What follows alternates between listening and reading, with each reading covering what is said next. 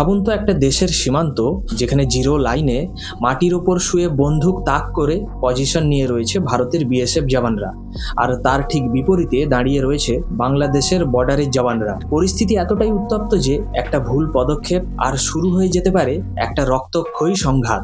হ্যাঁ, ঠিক এমনটাই ঘটেছে ভারত বাংলাদেশের কোচবিহার সীমান্তে। আর অন্যদিকে পশ্চিমবঙ্গের রাজনীতির অন্দরে শুরু হয়েছে এক বিশাল ভূমিকম্প। ডিটেক্ট, ডিলিট এবং ডিপোর্ট, এই তিনটে শব্দ এখন কাঁপুনি ধরিয়েছে অবৈধ অনুপ্রবেশকারীদের মনে। আর হবে নাই বা কেন? দায়িত্ব যে এখন সরাসরি বিএসএফের হাতে। কোনো ডিপ্লোম্যাসি নয়, কোনো লম্বা ফাইলের অপেক্ষা নয়, সোজা ঘাড় ধাক্কা দিয়ে বর্ডার পার করবার নির্দেশ। আজকের ভিডিওতে আমরা বিশ্লেষণ করব ঠিক কি ঘটছে ভারত বাংলাদেশ সীমান্তে, কেন আচমকা বিএসএফকে ফায়ারিং পজিশন নিতে হলো, আর পশ্চিমবঙ্গ সরকার কিভাবে অবৈধ অনুপ্রবেশকারীদের বিরুদ্ধে একটা মাস্টার স্ট্রোক খেললো। পুরো ঘটনাটা জানলে আপনি শিউরে উঠবেন। এই ভিডিওটা শেষ পর্যন্ত দেখতে থাকুন। বন্ধুরা, ডিটেক্ট, ডিলিট এবং ডিপোর্ট শুনতে সাধারণত তিনটি শব্দ মনে হলেও এর ভেতরে লুকিয়ে আছে কিন্তু স্বাধীন ভারতের ইতিহাসের অন্যতম বড় আগ্রাসী এক অপারেশন। নির্বাচন শেষ হবার পরে নতুন সরকার এসে একটা ক্লিয়ার মেসেজ দিয়ে দিয়েছে অবৈধ বাংলাদেশিদের জন্য যে পশ্চিমবঙ্গের দরজা চিরকালের মতো তোমাদের জন্য বন্ধ। শুধু কথা নয়, কাগজে কলমে শুরু হয়ে গেছে এক বিশাল ক্র্যাকডাউন। চলুন এই মাস্টার প্ল্যানের গভীরে ঢোকা যাক। ভাবুন তো, ডেটা অনুযায়ী প্রায় 1.5 কোটি অর্থাৎ 15 মিলিয়ন অবৈধ অনুপ্রবেশকারী পশ্চিমবঙ্গের আনাচে কানাচে ছড়িয়ে আছে। এদের খুঁজে বের করা কি এত সহজ? সরকার এবার সাধারণ পুলিশ ভেরিফিকেশনের ওপর ভরসা করছে না, শুরু হচ্ছে এক মাইক্রো লেভেল ফিল্টারিং। এই মাইক্রো লেভেল ফিল্টারিং এর প্রথম স্টেপ হলো ভোট ব্যাংক স্ক্যানিং, অর্থাৎ প্রথমে টার্গেট করা হবে ভোটার লিস্ট। বছরের পর বছর যারা অবৈধভাবে ভোট দিয়ে এদেশের সরকার নির্বাচন করেছে সেই ডেটাবেস তন্ন তন্ন করে খুঁজে বেড়ানো হবে।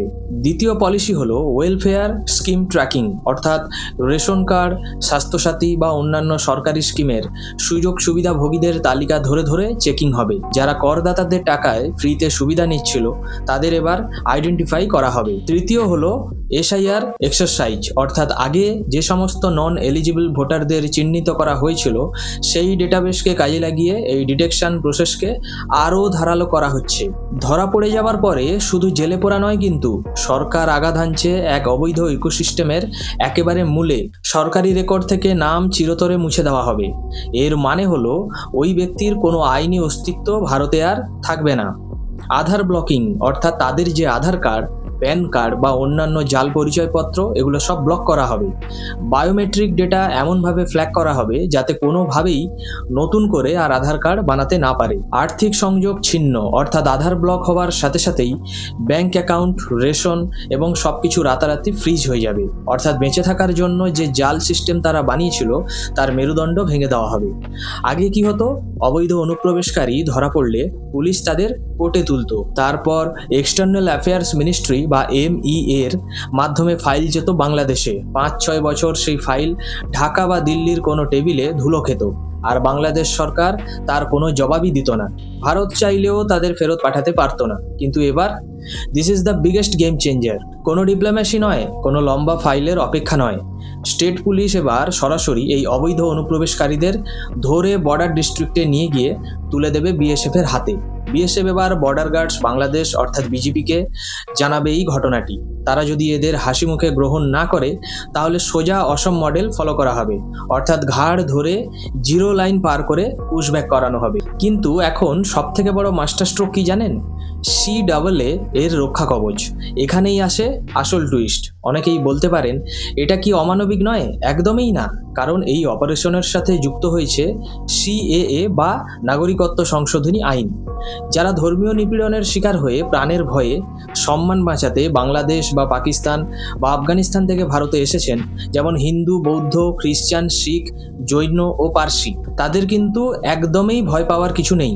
সরকার স্পষ্ট করে দিয়েছে যে 31শে ডিসেম্বর 2014 সালের আগে আসা এই প্রোটেক্টেড কমিউনিটিকে কোনোভাবেই ডিপোর্ট করা হবে না, তাদের দেওয়া হবে সুরক্ষিত নাগরিক স্ট্যাটাস। এই যে ডিপ্লোমেসি তোয়াক্কা না করে সরাসরি বিএসএফ এর মাধ্যমে ডিটেক্ট, ডিলিট এবং ডিপোর্ট পলিসি, আপনাদের কি মনে হয় ভোট ব্যাংকের রাজনীতি ভেঙে ভারতের জাতীয় নিরাপত্তার জন্য এটা কতটা জরুরি?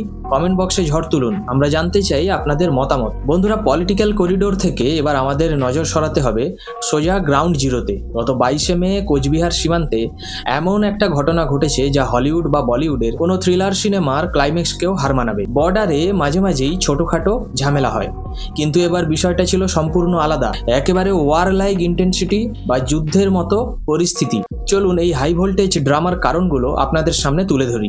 ঘটনার কেন্দ্রবিন্দু হলো কোচবিহারের 3 বিঘা করিডোরের কাছে থাকা দহগ্রাম অঙ্গরপোতা এনক্লেভ বা ছিটমহল। জায়গাটা আসলে কি, ম্যাপ দেখলে আপনারা চমকে যাবেন। এটা হলো ভারতের পেটের ভেতরে থাকা বাংলাদেশের একটা আস্ত ভূখণ্ড। চারিদিকে ভারত আর মাঝখানে বাংলাদেশের এই একটা ছোট্ট অংশ। একে বাকি বাংলাদেশের সাথে যুক্ত করেছে মাত্র 178 মিটার চওড়া একটি রাস্তা, যার নাম 3 বিঘা করিডোর। আগে এই রাস্তা দিনে প্রায় 3 ঘন্টা খোলা থাকতো, কিন্তু শেখ হাসিনার আমলে কূটনীতির খাতিরে একে 24 ঘন্টা খোলা রাখার অনুমতি দেওয়া হয়। আর তার ফল কি হলো? ওই রাস্তাটা তখন হয়ে উঠলো অবৈধ অনুপ্রবেশ, গরু পাচার এবং ড্রাগ স্মাগলিংয়ের একটি ফ্রি পাস। পশ্চিমবঙ্গের নতুন সরকার টার্গেট নিয়েছে বর্ডারের যে 27 কিলোমিটার জায়গা এখনও খোলা, 45 দিনের মধ্যে সেখানে কাঁটাতারের বেড়া দিতে হবে। সেই মতো গত 22শে মে আমাদের সিভিলিয়ান অফিসাররা ওই দহগ্রাম এনক্লোভের কাছে ম্যাপ ঝোঁক করতে যান। তারা কিন্তু জিরো লাইনে দাঁড়িয়েছিলেন না, তারা জিরো লাইন থেকে 50 ফুট ভেতরে সম্পূর্ণ ভারতের নিজস্ব সীমানায় মাপঝোঁক করতে এবং পিলার বসাতে গিয়েছিলেন।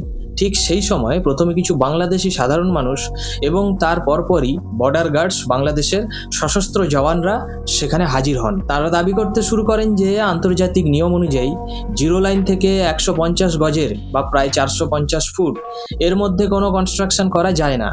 ফ্যাক্ট চেক করলে দেখা যাবে এখানে আপনাদের একটা বড় ভুল ধারণা ভেঙে দিই। আন্তর্জাতিক আইনে এমন কোনো বাধ্যবাধকতা নেই। হ্যাঁ, ভারত ও বাংলাদেশের মধ্যে একটা মিউচুয়াল আন্ডারস্ট্যান্ডিং আছে যে 150 গজের মধ্যে কোনো বড় ডিফেন্সিভ কনস্ট্রাকশন করা যাবে না, কিন্তু সীমানা চিহ্নিত করার জন্য একটা কংক্রিটের পিলার বসানো কোনোভাবেই কনস্ট্রাকশনের পর্যায়ে পড়ে না। এটা ভারতের সার্বভৌম অধিকার। ভেবে দেখুন স্পর্ধা, ভারতের মাটিতে দাঁড়িয়ে ভারতেরই অফিসারদের কাজ বন্ধ করতে ধমকাচ্ছে বাংলাদেশের ফোর্স। সিভিলিয়ান অফিসাররা তখন রীতিমতো অরক্ষিত, কিন্তু খবর পৌঁছায় বর্ডার সিকিউরিটি ফোর্স বা বিএসএফ এর কাছে। আর তারপরেই পুরো সিন চেঞ্জ। বিএসএফ এর এই রেনফোর্সমেন্ট বা বিশাল বাহিনী সেখানে এসে পৌঁছয়। তারা এসে কোনো তর্ক করেনি, কোনো ওয়ার্নিং দেয়নি, তারা সোজা মাটিতে প্রোন পজিশন নিয়ে নেন। অর্থাৎ সামরিক ভাষায় এই প্রোন পজিশন নেওয়ার অর্থ হলো চরম সতর্কতা। অর্থাৎ জওয়ানরা মাটিতে বুক দিয়ে শুয়ে বন্দুক লোক করে একটা ট্রিগার আঙুলে ফায়ারিং পজিশনে সোজা বিজেপির দিকে তাক করে পজিশন নেন। এর পরিষ্কার মেসেজ ছিল, আর এক পা এগোলে বা আমাদের অফিসারদের দিকে চোখ তুলে তাকালে সোজা গুলি চলবে। বিএসএফ এর এই আগ্রাসী ট্যাকটিক্যাল ডিফেন্সিভ পজিশন দেখে বিজেপি এবং বাংলাদেশি সাধারণ মানুষের মেরুদণ্ড দিয়ে ঠান্ডা স্রোত বয়ে যায়। তারা বুঝতে পারে এই সেই পুরনো ভারত নয় যে ধমক দিলে চুপ করে বসে থাকবে। পরিস্থিতি বেগতিক দেখে তারা আক্ষরিক অর্থেই উল্টো পায়ে পালাতে বাধ্য হয়। বন্ধুরা, ভারতের নিজের জমিতে দাঁড়িয়ে বাংলাদেশি ফোর্সের এই চোখ রাঙানি কি ভারতের সার্বভৌমত্বের ওপর সরাসরি আঘাত নয়? আর বিএসএফ যেভাবে বন্দুক তাক করে তাদের যোগ্য জবাব দিয়েছে, সেটা আপনারা কিভাবে দেখছেন? আমাদের ফোর্স কি ঠিক করেছে, নাকি ডিপ্লোম্যাসির রাস্তায় হাঁটা উচিত ছিল? কমেন্ট বক্সে আপনাদের মতামত অবশ্যই জানান, আমি আপনাদের কমেন্টের অপেক্ষায় থাকলাম। কিন্তু এখন প্রশ্ন হলো, বাংলাদেশের রাগের আসল কারণ কি? সাধারণত চোখে দেখলে মনে হবে এটা নিছকই একটা বর্ডার ডিসপিউট বা সীমান্ত বিবাদ, কিন্তু একটু তলিয়ে ভাবুন তো, ভারতের নিজের খরচে নিজের সীমানার ভেতরে কাঁটাতারের বেড়া দিচ্ছে, তাতে বাংলাদেশের এত গায়ে জ্বালা কেন? কেন তারা মরিয়া হয়ে এটা আটকাতে চাইছে? এর উত্তর লুকিয়ে আছে একটা বিশাল কালো অর্থনীতির আন্ডারওয়ার্ল্ডে।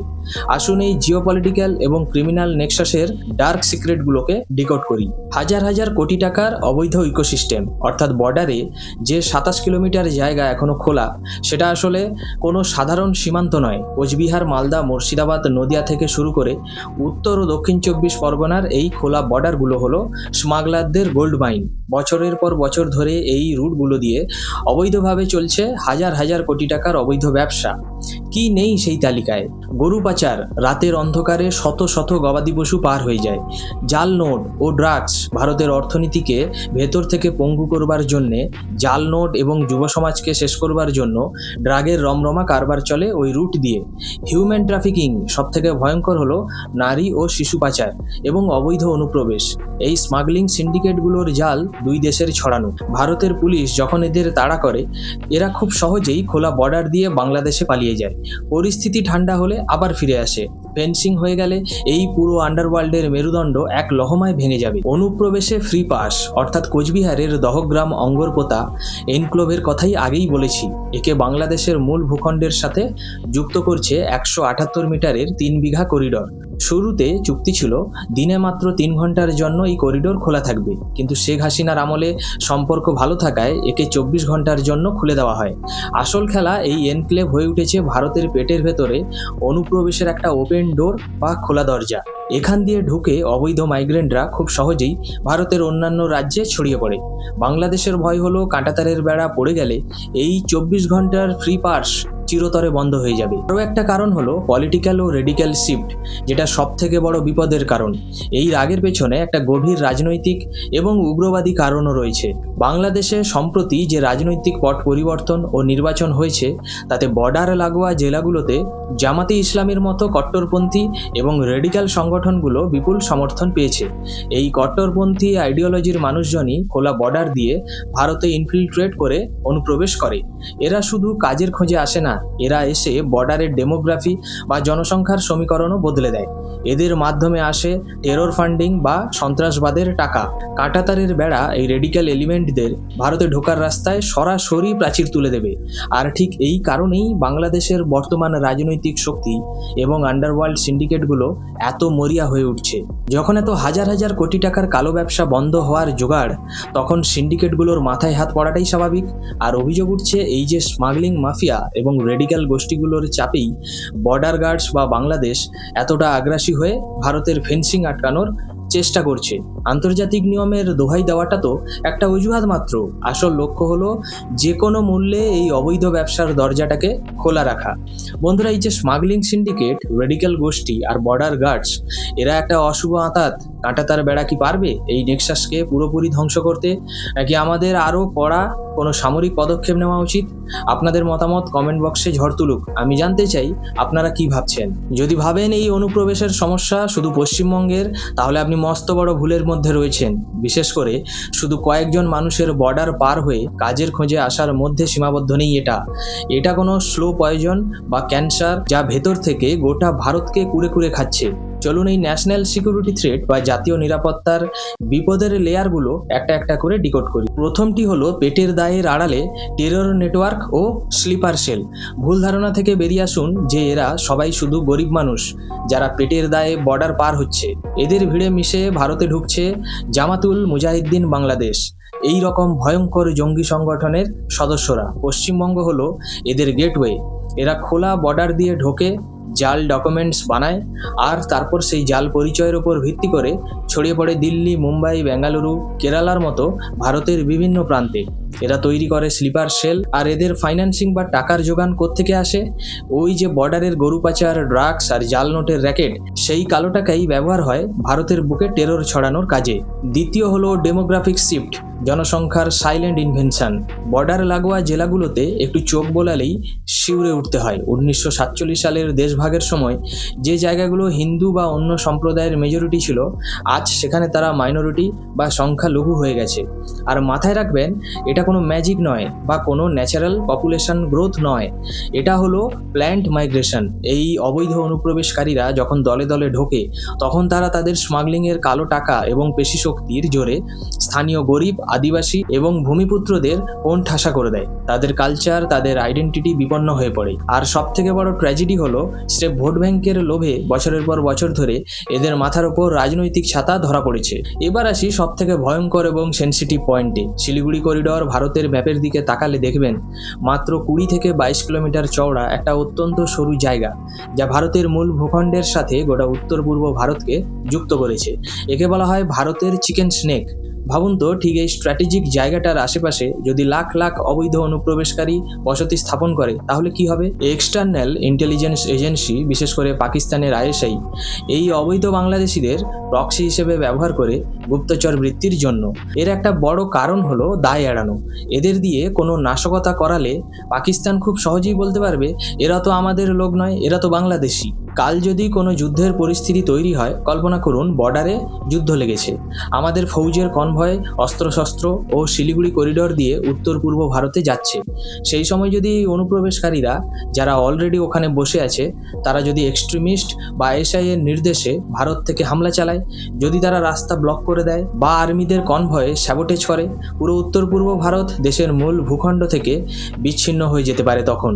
অর্থাৎ বিপদের সময় এরা সরাসরি সেনার বিরুদ্ধেই কাজ করতে পারে। বন্ধুরা, এবার আপনারা বলুন, শিলিগুড়ি করিডোর থেকে শুরু করে গোটা ভারতের আনাচে কানাচে ছড়িয়ে থাকা এই জাল, এটা কি শুধু একটা রাজ্যের সমস্যা নাকি আমাদের অস্তিত্বের লড়াই?